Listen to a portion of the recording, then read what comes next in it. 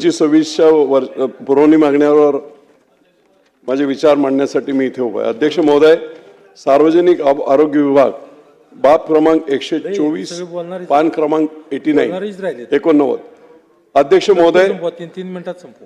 मी मंत्री असताना 2017-18 साली माझ्या पुरंदर विधानसभा मतदारसंघामध्ये सासवड ग्रामीण रुग्णालय याचं रूपांतर उपजिल्हा रुग्णालयामध्ये करण्याची मान्यता मिळाली होती।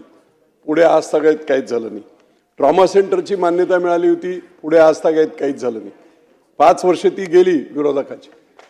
अध्यक्ष महोदय, मंत्री महोदयांबरोबर मी एक बैठक घेतली आणि या बैठकीमध्ये हे तिन्ही विषय उपजिल्हा रुग्णालय सासवड ग्रामीण रुग्णालयाचं करणे, त्याच्यानंतर ट्रॉमा सेंटर करणे आणि त्याचबरोबरीने 100 बेडचं महिलांचं हॉस्पिटल फुरसुंगी येथे करणे या बाबतीतल्या चर्चा झाल्या, मिनिट्स ऑफ मीटिंग झाल्या, परंतु पुढे निर्णय झाले नाहीत। आणि म्हणून अध्यक्ष महोदय, मी शासनाचं लक्ष वेधू इच्छितो की या निमित्ताने या तिन्ही प्रश्नांवर योग्य असे निर्णय व्हावेत।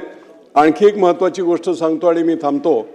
अध्यक्ष महोदय, पुणे हे वाढतं शहर आणि त्याला लागून असताना माझा पुरंदर हवेली मतदारसंघ आहे आणि या मतदारसंघामध्ये ससूनच्या धर्तीवर 5-6 जिल्ह्यातील लोक ससूनमध्ये येत आहेत।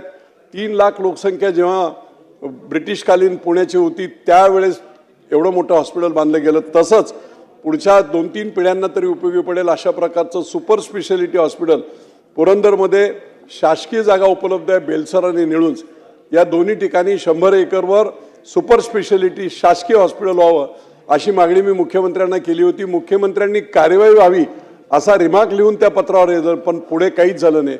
आणि आजच्या या मागण्यांच्या माध्यमातून मी शासनाला विनंती करतो की निश्चितपणे या 4ही प्रश्नांवर मला उत्तरं मिळावीत आणि मान्यता मिळावी। धन्यवाद।